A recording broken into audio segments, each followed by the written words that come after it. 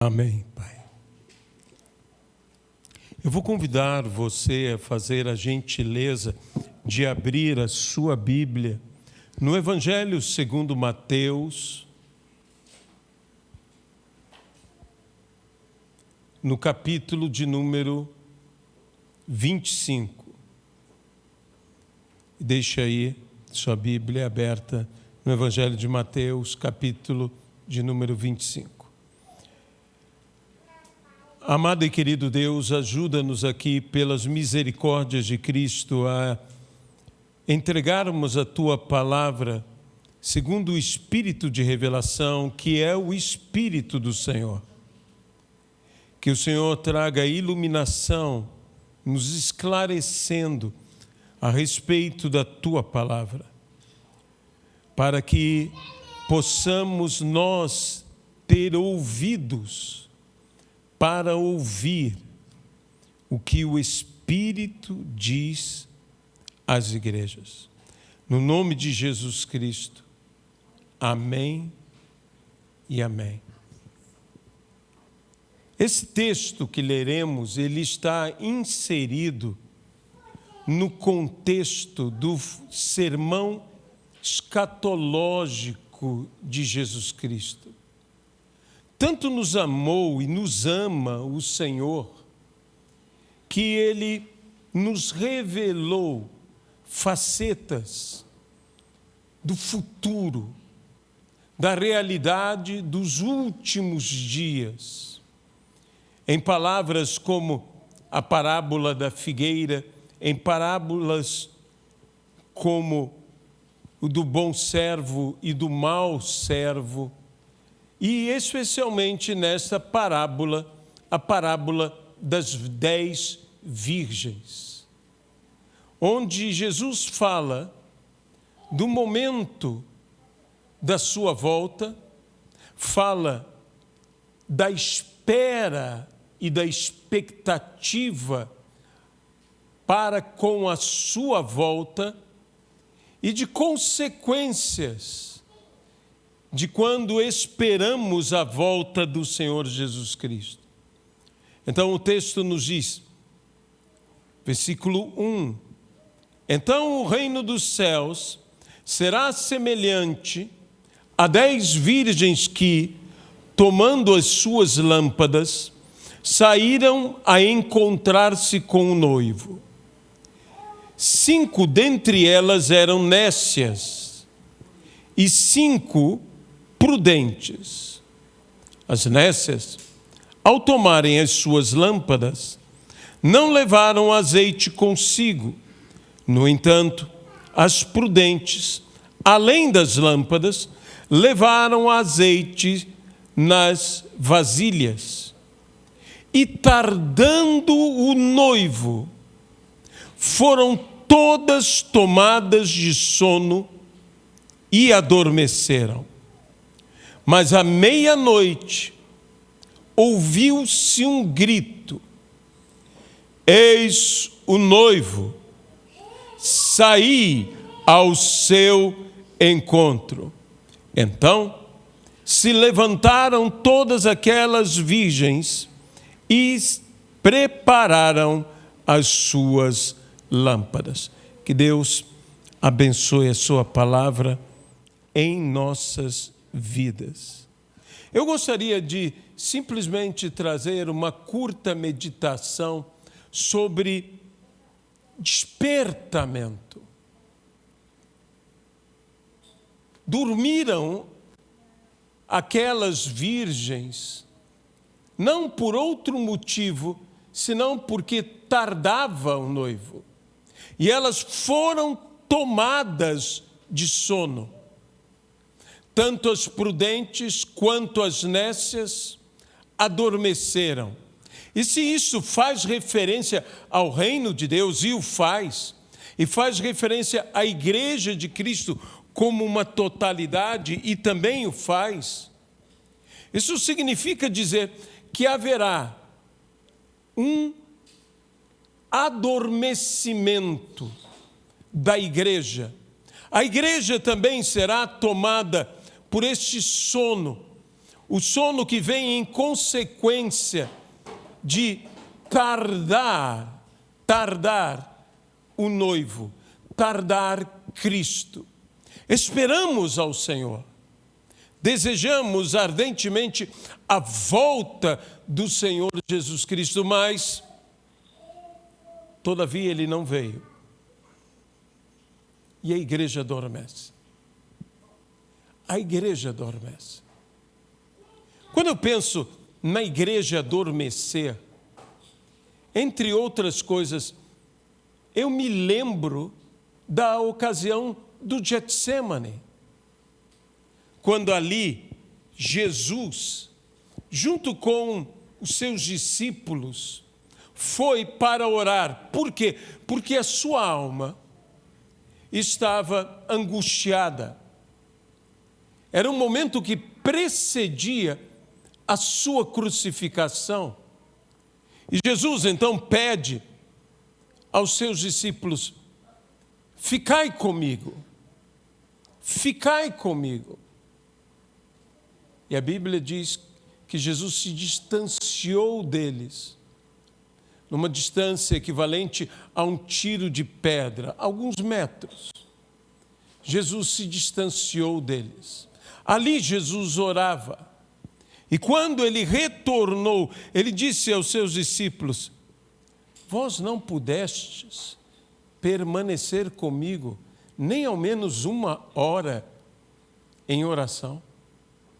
A Bíblia nos fala que os seus discípulos dormiram. Dormiram porque estavam tomados de tristeza. É o que a Bíblia nos relata. Eles dormiram. E Jesus teve que despertá-los. Por 3 vezes, Jesus teve que despertá-los. Até na 3ª vez que Jesus disse: estai prontos, porque aí vem aquele que me entregará. Estai alertas, porque o sono nos rouba o estado de alerta. Sabe, quando nós compreendemos que nessa vida, servindo ao Senhor, estamos numa verdadeira guerra, eu diria, espiritual, porque muito se fala de guerra espiritual num sentido mais de combater as trevas, e está totalmente certo. Porém, estamos num estado espiritual de guerra. E quando você está num estado de guerra, uma das coisas que é necessário num estado de guerra é estar com o espírito alerta. E estar com o espírito alerta é estar desperto, é estar acordado. Eu jamais participei de uma guerra. Há pessoas que estão vivendo guerras no mundo. A guerra que tanto se falou e agora menos se fala, a guerra da Rússia e da Ucrânia. Quantas pessoas que estão nesse território ucraniano, você acha que elas conseguem realmente dormir ou descansar só tomadas de extremo cansaço? Por quê? Porque elas estão num estado de guerra. E um estado de guerra implica num estado de alerta. Quando a igreja não percebe que ela necessita estar num estado de alerta, ela adormece. Ela adormece. Foi o que aconteceu aqui, tanto com as prudentes, como com as nécias. E as prudentes, por mais prudentes que fossem, não conseguiram ficar acordadas. Tardava o noivo. O cansaço tomou conta. Mas houve uma voz. Isso significa dizer que no final, e a cada dia que se aproxima do fim, e que entenda o fim como o fim de todas as coisas, mas o início de algo muito melhor, o início de algo maravilhoso, que despertou a todos. Despertou tanto as prudentes como as nécias.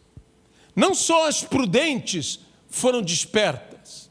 Talvez nós imaginássemos assim, por elas serem prudentes, só elas acordariam. Mas todos, sejam prudentes ou imprudentes, nécias, todos foram despertos ou despertados por este grito. Eu creio que não exista nada melhor para acordar uma igreja que dorme do que um grito. É necessário um grito. É necessário uma voz que seja uma voz alta, que desperte verdadeiramente. E em nossos dias, nós precisamos de uma voz que desperte. Veja que essa voz não repreendia. Você não encontra uma expressão nessa voz, nem mesmo dizendo, por que vocês dormem? Essa voz simplesmente diz que o noivo está chegando. É o que essa voz diz. Não é uma voz condenatória, é uma voz que alerta. Mas à meia-noite ouviu-se um grito: eis o noivo, saí ao seu encontro.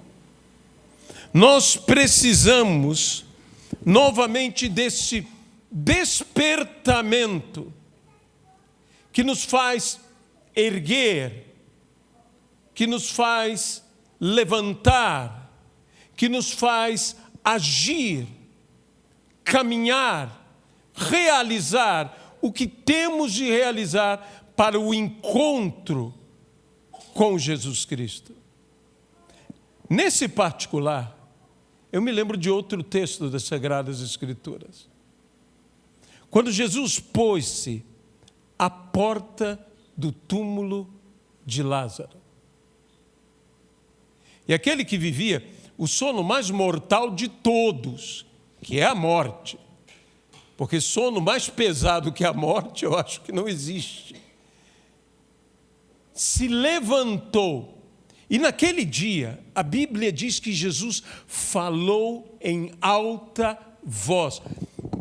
Poucos trechos nas Sagradas Escrituras, poucos textos dos Evangelhos se referem a Jesus falando alto. A Bíblia diz que na cruz ele bradou: está consumado. E diz que diante do túmulo de Lázaro, ele falou alto, Jesus gritou. E o que Jesus gritou? Gritou pelo nome de Lázaro.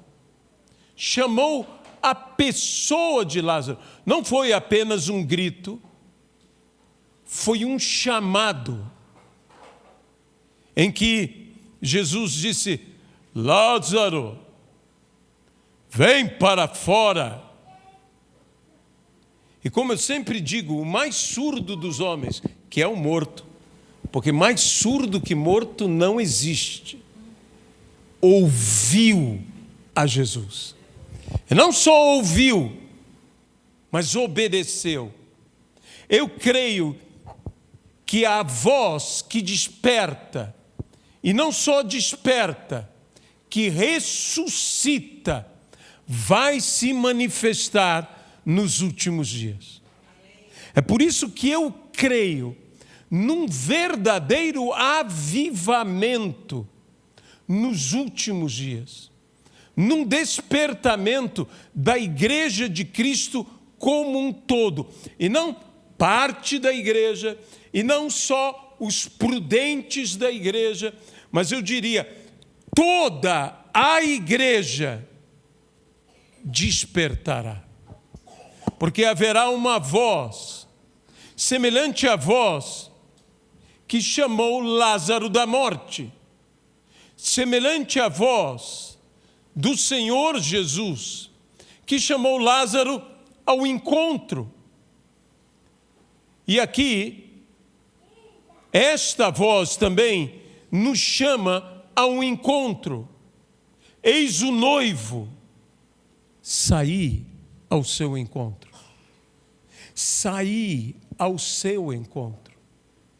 Sempre houve na igreja, quando a igreja adormeceu, vozes que se levantaram para despertar a igreja de Cristo.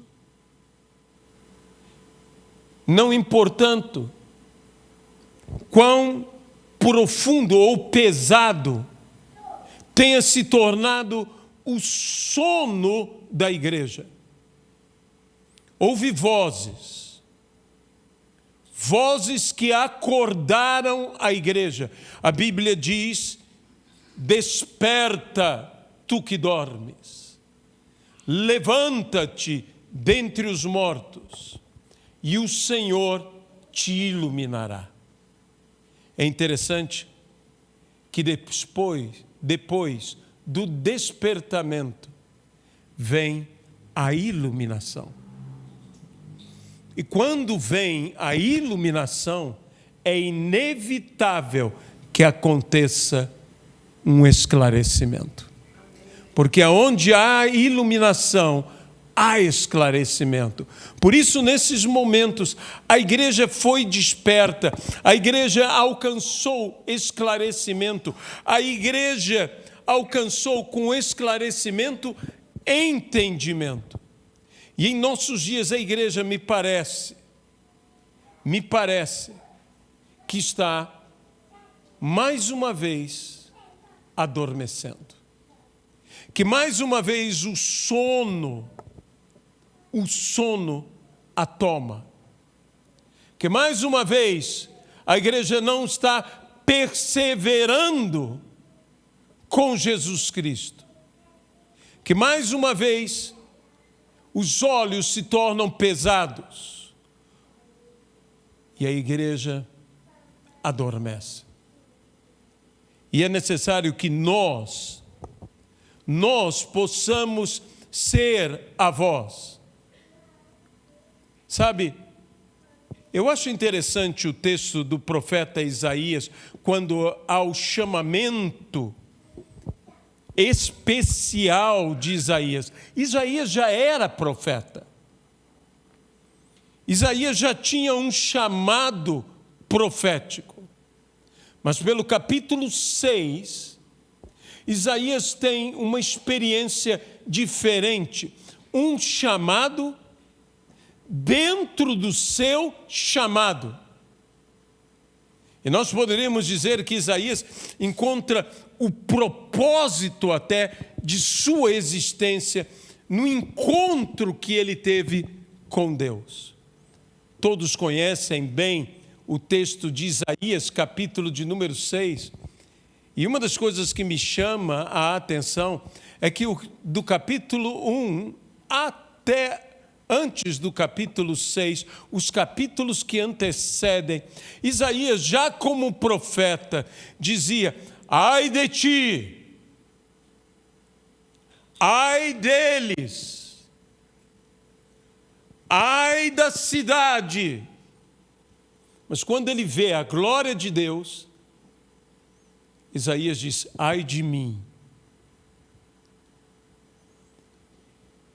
E é necessário que essa experiência que os meus olhos saem de ver o erro dos outros, tão patente, tão claro, tão evidente, e passe a ver o erro não tão claro, não tão evidente, às vezes muito bem guardado dentro de mim, em mim mesmo.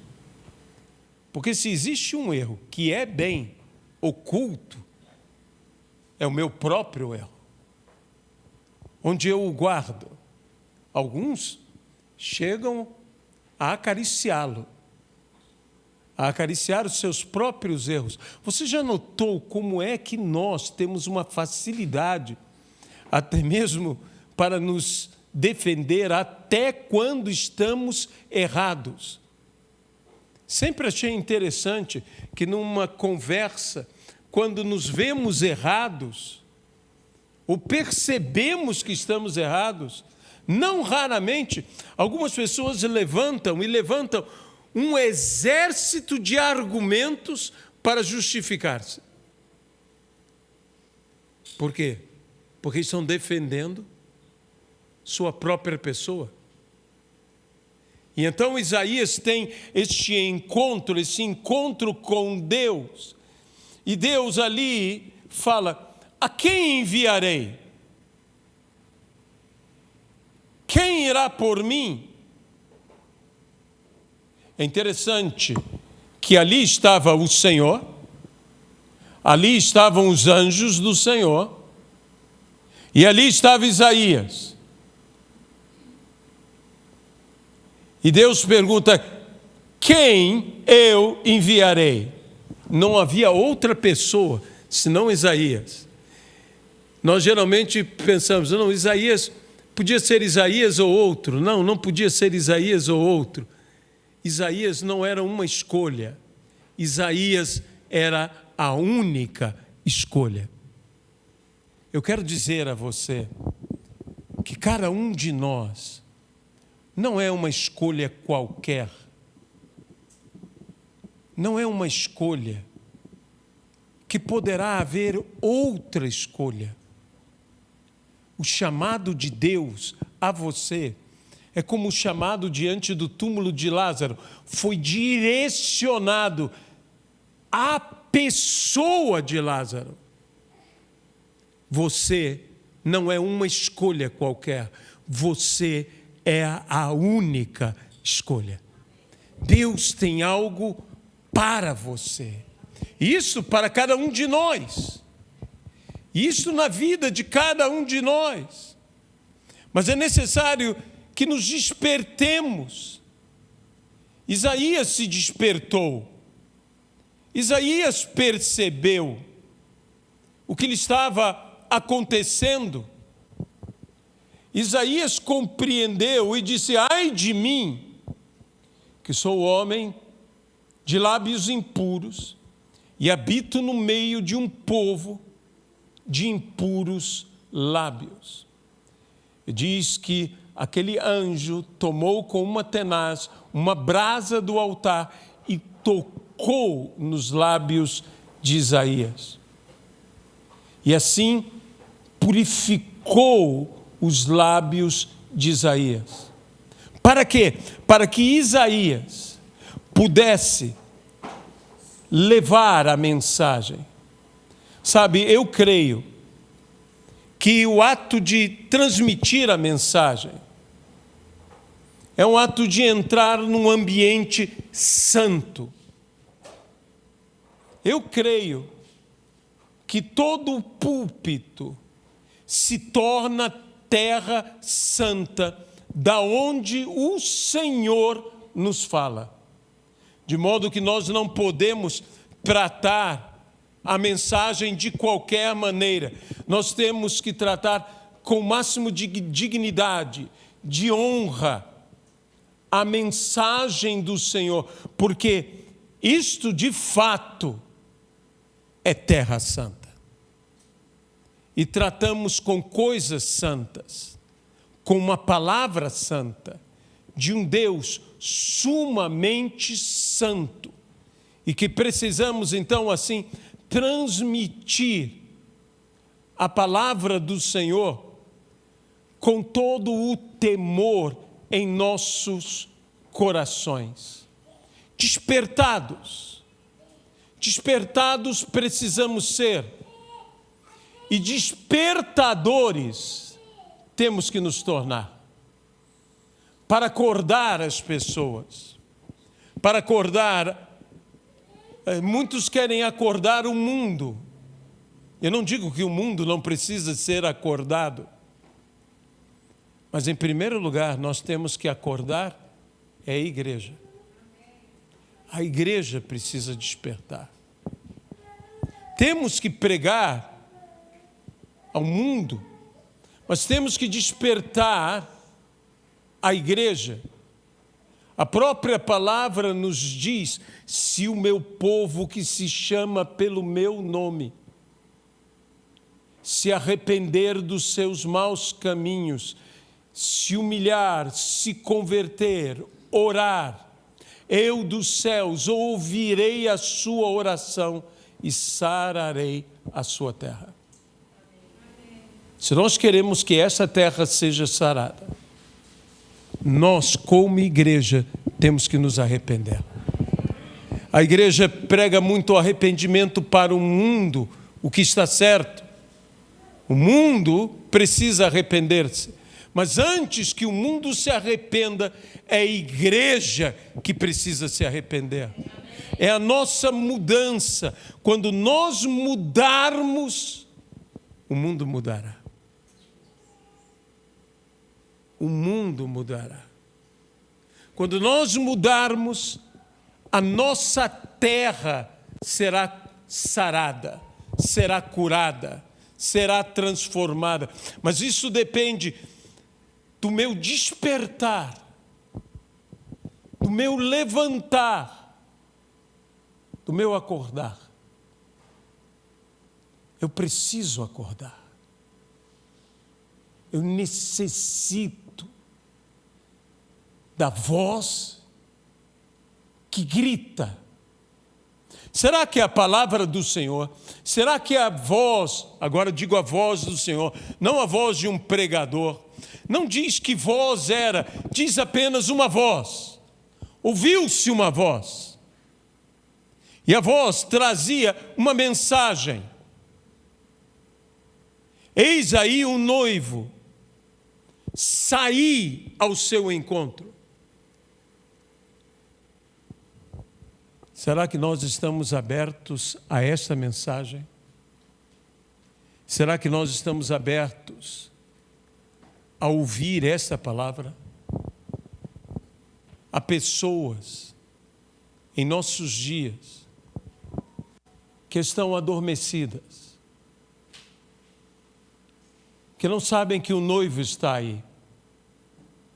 Ah, se elas soubessem, elas iriam ao encontro do noivo. Mas elas não sabem. Alguém tem que alertá-las.